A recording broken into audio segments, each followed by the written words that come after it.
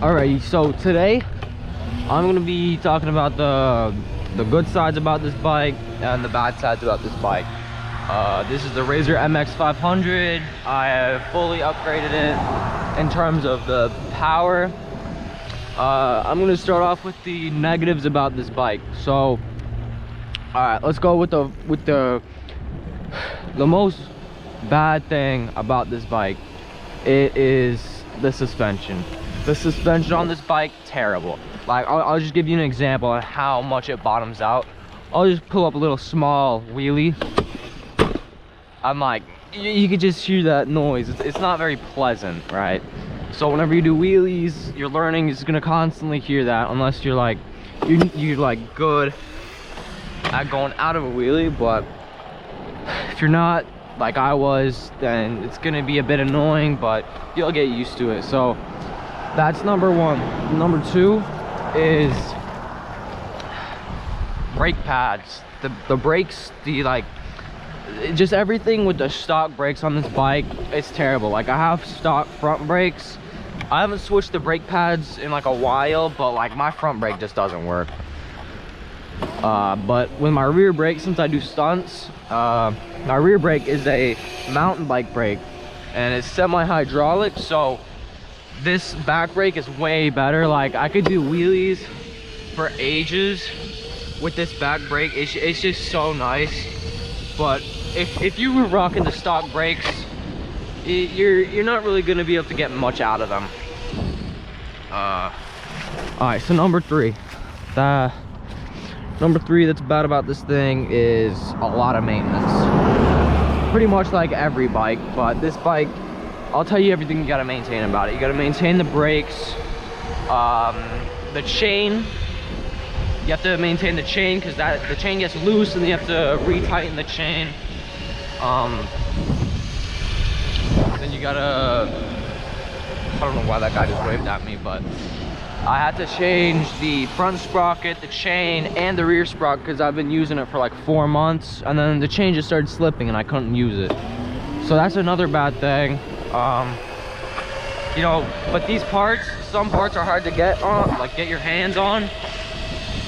Like, for instance, these forks. You see, these aren't originally Razor MX500 forks. They are a complete different like model of Razor.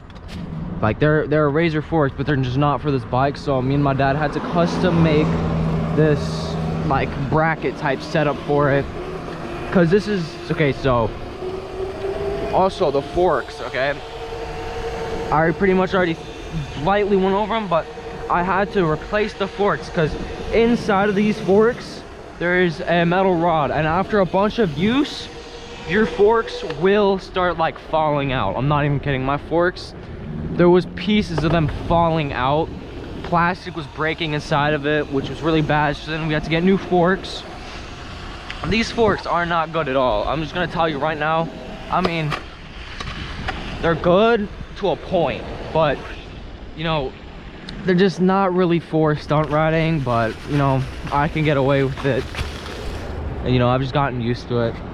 But yeah, I'm gonna talk about the positive now. So the first positive, all right, is it's fun. It's really fun to ride. You know, you can't really get away on something like this if it was gas powered. You know, cops would be all on you. You know, that's really why I love this bike, because you could pretty much go anywhere on it. You could even go like off-roading and it's fun. So that's number one about this bike. That's good. Let's see, number two, perfect for practicing stunting. Like, I've practiced here, wait, what gear am I? I've practiced doing wheelies a lot, you know, and I'm pretty good at them on this bike. So you know, this bike's really good for practicing stunting. I can do foot knockers on it. I'm practicing right now one-handed wheelies on this thing, which that's pretty impressive for like this little tiny thing. This thing can go 30 miles an hour approximately, okay? Depends on wind speed, depends on weight, but this bike, it's just so fun, you know. So here, let me just talk about it. Let me put it down for a second. Just, I mean, look at the size of this thing. You know, it might look ugly because I've spray painted it and I was stupid, but I mean, for the size of this thing, you could do a lot of fun things. You know, it's pretty small. You know, that's a plus, right? Small, you can go pretty much anywhere on this thing, apart from like hills, not hills, because this thing's actually pretty good at climbing hills.